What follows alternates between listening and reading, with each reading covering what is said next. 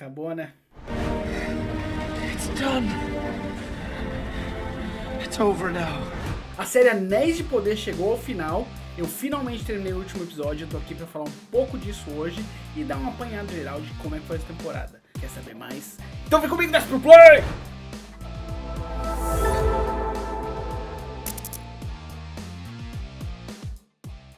Esse episódio eles passam por vários núcleos de personagens diferentes e no meu recap aqui eu vou falar um pouquinho de cada um. O episódio abre com os anões e os anões foram a minha parte favorita de toda a temporada. Tudo que acontecia na montanha de Khazad-dûm entre o rei Durin e o príncipe Durin tiveram muito destaque nessa temporada, foi a minha parte favorita. Tudo que fizeram com Khazad-dûm, o mercado, a trilha sonora dos anões, os figurinos, as armas, as armaduras, tudo isso foi fenomenal. Eu já falei isso aqui e repito, se tivesse uma série do Senhor dos Anéis somente focada no povo anão, eu tô vendido. Quero muito ver isso.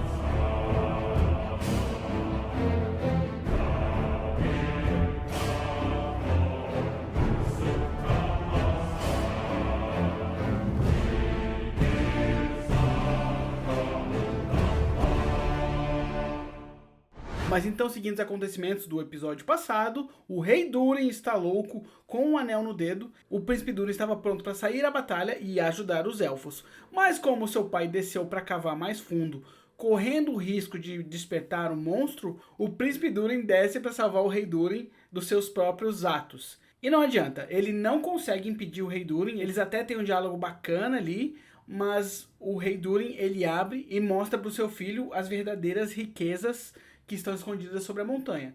Tem vários e vários veios de minérios. Não ficou claro para mim se aquilo é ouro ou mítrio, eles não falam, mas reluz um tanto prateado, então provavelmente são veios de mítrio, o que acaba impressionando os dois. E quando ele abre aquele buraco, ele chama o filho dele para mostrar, olha só, olha o que eu tô tentando fazer, eu tô tentando trazer uma coisa bacana pra gente, né? Então, ele tenta ali mostrar que ele não tá louco, que ele tá fazendo uma coisa para o povo dele. Até que ali naquele momento ele realmente cava tão fundo que o Balrog finalmente surge para um combate corpo a corpo. Ele faz aquele rolê do Gandalf que ele joga o chicote, amarra no pé, puxa o cara quase pra beirada, muito parecido mesmo. Que é quando o rei Durin vê que ele fez bobagem e ele tira o anel. Então ele vê que ele realmente passou do ponto. Ele se volta pro filho dele e basicamente o declara rei. É uma cena bem bonita, bem legal, assim, e fica mais épica ainda quando o rei Durin ele se vira com um baita do machadão e pula pro Balrog, e as duas armas, tanto o machado ou espada de fogo do Balrog, quanto o machado do anão, elas se encontram numa baita de uma explosão, muito massa, assim, meio jogo videogame, meio super-heróis, meio RPG de alto nível, sabe? O rei 20º nível contra o Balrog. Isso foi incrível. E isso acontece nos primeiros 3, 4 minutos do episódio. E, infelizmente, é a melhor parte do episódio, porque daqui é ladeira abaixo.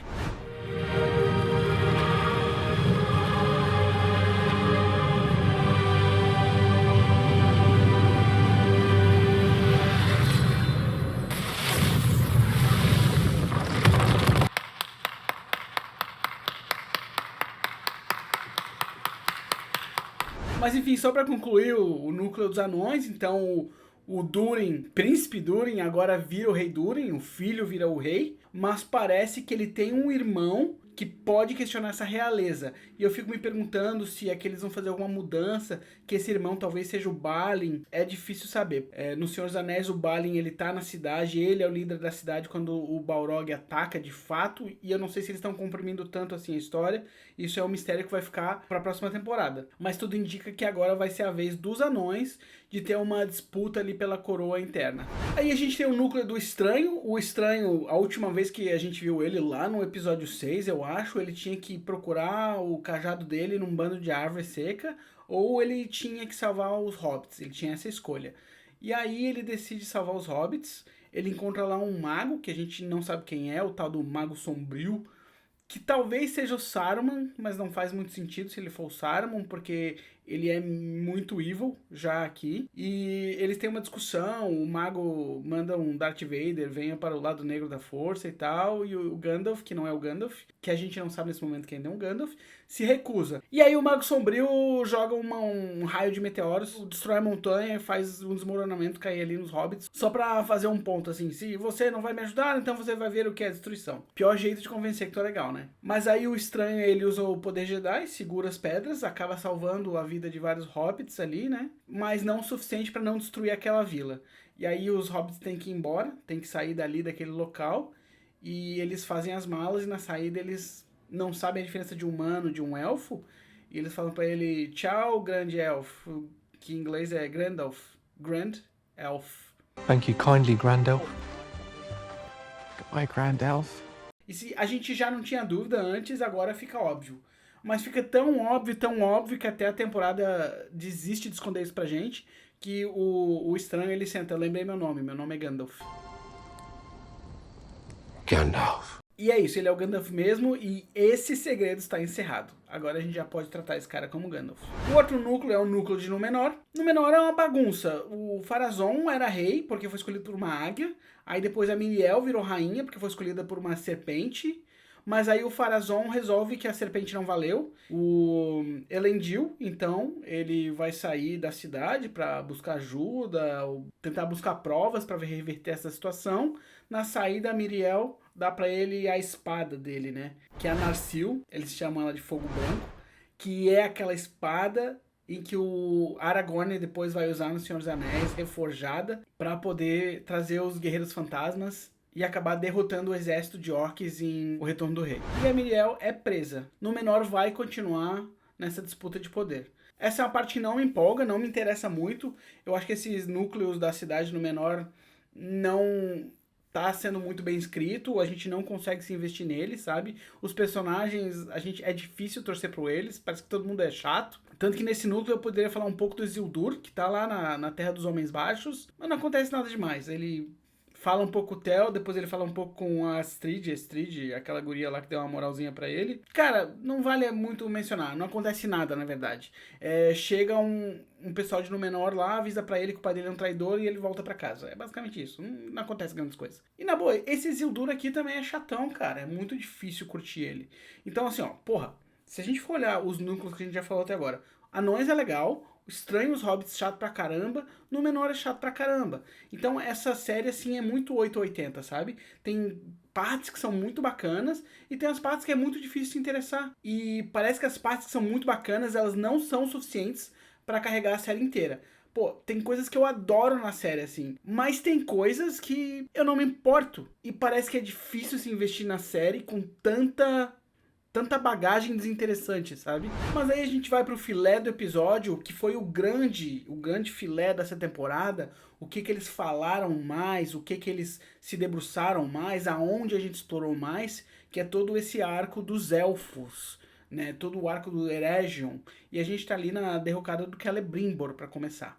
Os orcs, então, eles estão invadindo Eregion com tudo, a cidade está prestes a cair, é uma devassidão, e eles têm até uma cena bacana com um plano sequência, começa com a invasão dos orcs, aí sobe para os guerreiros elfos, termina revelando assim a Galadriel, saindo com um grupo de mulheres elfas tentando escapar da cidade, sabe? Uma tomada longa de plano sequência, bem interessante assim.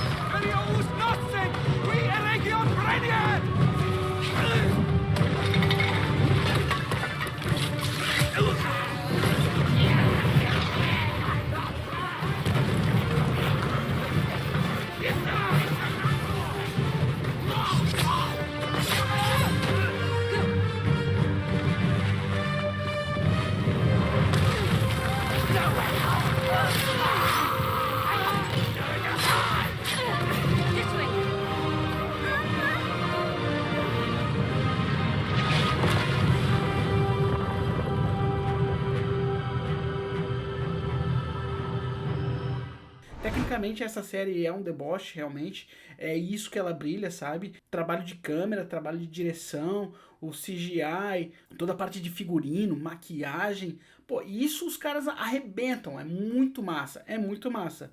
Ainda assim, esse desinteresse por essas partes serem muito pesadas, muito arrastadas, acaba não segurando a série. O que é um absurdo, sabe? Porque é muito, muito bom e mesmo assim não consegue segurar a série. Ela tinha uma responsabilidade de ser maior do que ela é. E enquanto tá batendo essa batalha lá fora, dentro da torre do Celebrimbor, o Sauron tá torturando ele, porque ele quer saber para onde diabos foram os tais dos 9 anéis.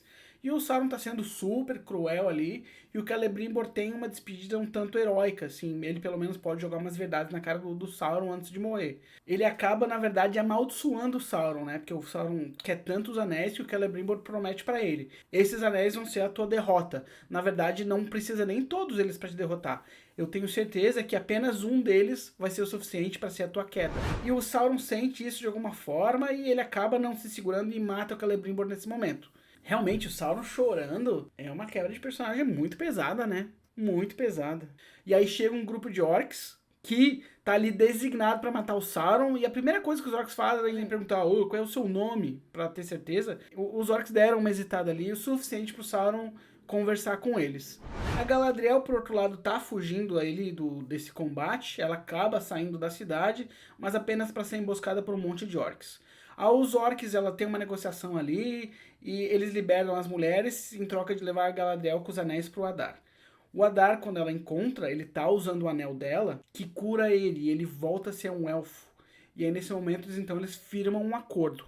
Firmam um acordo de que os dois juntos vão lá matar o Sauron, um com a ajuda do outro. Mas isso não dura nem um minuto, fica um tanto sem propósito essa cena de conversa, porque é o suficiente para aqueles orcs que estavam conversando com o Sauron chegarem e matarem o Adar.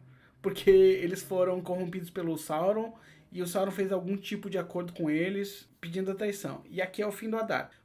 Poxa, o Adar era um dos melhores personagens, ele é um personagem original criado para essa série, e ele era um dos mais interessantes das séries. Tem gente que vai questionar porque ele não tem nos livros, ele não tem essa jornada, mas dentro da série, considerando a série uma obra isolada, separada dos livros, ele era um dos personagens mais legais. E ele chega a um fim um tanto decepcionante. Nesse momento, com o Adar morto ali no chão, o Sauron aparece, manda os orcs ir embora, destruírem o resto de Eregion, e ele começa um duelo ali com a Galadriel.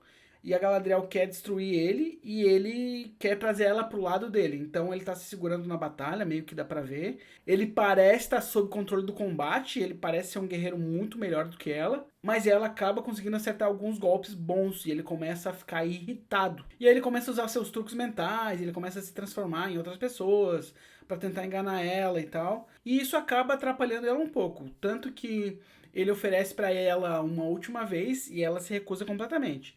Não, eu não vou ficar do teu lado nunca. Aí ele resolve matar ela e ele acaba usando a coroa pra empalar ela. Ele pega e enfia ela no peito dela assim e atravessa o corpo dela mesmo. E a gente tem que lembrar que ela tá usando uma cota de malha élfica. E imagina o poder do Sauron ou dessa coroa. Porque o Frodo tomou uma baita de uma lança de um troll e ele foi salvo por causa da malha élfica. E aqui o Sauron perfura a malha élfica. Então ele até consegue recuperar os 9 anéis, mas antes dele acabar com a Galadriel de vez, ela com o anel dela se joga do penhasco. Ela cai de milhares de metros, eu não sabia que os elfos poderiam sobreviver a isso. Mas ela sobrevive. Tanto que quando os elfos encontram ela, ela não tá morrendo por causa da queda. Ela tá morrendo por causa da corrupção da coroa, por causa do corte que ela tem no peito. Então ela caiu, sei lá, de um prédio de 40 andares, mas o que tá pegando mesmo é a facada que ela tomou. Então os elfos aqui são respeitáveis. Então ela tá ali morrendo por causa da corrupção dessa coroa sombria. Chega o rei Gil-galad pra salvar ela. E ele usa uma magia, tenta fazer um treco ali que não funciona, mas aí o Elrond usa o anel dela, que tem poderes curativos, e acaba curando a Galadriel. Nesse meio tempo, um exército de anões chega em Eregion e acaba lutando, mesmo que atrasado, acaba se juntando aos elfos remanescentes e expulsando os orcs. Os orcs saem derrotados, eles têm que fugir para não morrer, mas a cidade de Eregion cai. E o fim do episódio, então, são os elfos se reunindo e decidindo o que eles vão fazer. Ou se preparar para um ataque, ou se preparar para defender os terrenos élficos. Então se juntam ali os últimos heróis élficos, para basicamente saudar o seu povo e se preparar para a batalha que vem aí. O episódio acaba aqui. Assim, eu gostei mais dessa temporada do que da primeira. Achei ela mais dinâmica. Mesmo assim, ela ainda não é incrível. Ela não atinge o patamar que ela tem responsabilidade de atingir. Essa série tinha que ser maior, tinha que ser mais interessante. Eu fico refletindo para entender exatamente onde que essa série peca, porque toda essa parte técnica, já falei várias vezes, é incrível, eu adoro, é muito bem feita, todo o trabalho de produção, de câmera, o projeto é bom, os atores são competentes, não tem ninguém que me tira assim, puta, esse cara é muito ruim. Mas os personagens não são. Parece que não tem ninguém pra eu torcer, não tem ninguém pra eu seguir. No meu entendimento, falta um protagonismo claro. Falta um personagem principal pra gente seguir. Por exemplo, no Senhor dos Anéis, tem vários núcleos também, mas a gente tá seguindo o Frodo. A própria série Game of Thrones, ela finge que não tem protagonista, que ela trabalha com núcleos também, mas o protagonista é claramente a família Stark. Aqui talvez fossem os elfos, mas não são. Eles acabam não sendo. A Galadriel não é a protagonista clara, o Elrond não é o protagonista claro, os elfos não são. A coisa mais perto que a gente tem de um protagonismo aqui é o Sauron. E vai ser muito difícil a gente torcer pelo Sauron. A gente pode gostar de odiar o Sauron, mas para sustentar um personagem principal ali, vai ser complicado. Então acho que a série ainda tem que achar esse trilho. No meu ver, ela não encontrou. Toda a parte de produção está muito bem resolvida. E se eles encontrarem esse gatilho narrativo para engajar a gente, pelo menos um nicho de personagem que a gente fique olhando, poderia ter sido muito melhor. Mas é isso, eu no final não consigo torcer por ninguém. Os meus personagens favoritos acabam sendo os vilões, o Adar e o Sauron. E toda a parte dos anões, é claro. Tudo que é do anão é muito incrível. Só que nessa série, os anões eles não têm espaço suficiente para brilhar. Eles não têm espaço... Eles não vão conseguir sozinhos carregar essa série.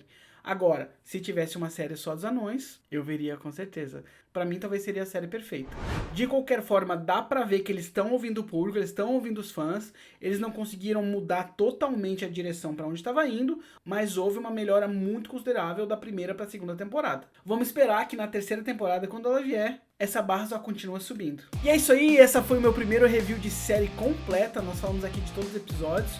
Né? Eu acho que eu não vou fazer mais isso. Eu acho que eu vou ver uma série inteira e vou fazer um vídeo só sobre a série. Mas eu não sei, porque depende da série. A real, o meu canal é pequeno, ele tá só começando. E os meus vídeos de série não performaram tão bem. Eu não sei se vocês querem ver isso, porque os meus vídeos de filme estão indo muito melhor. Então me diga o que você quer ver. Você acha que eu posso continuar falando de série episódio por episódio? Ou será que eu vejo uma temporada inteira e faço um vídeo só no final?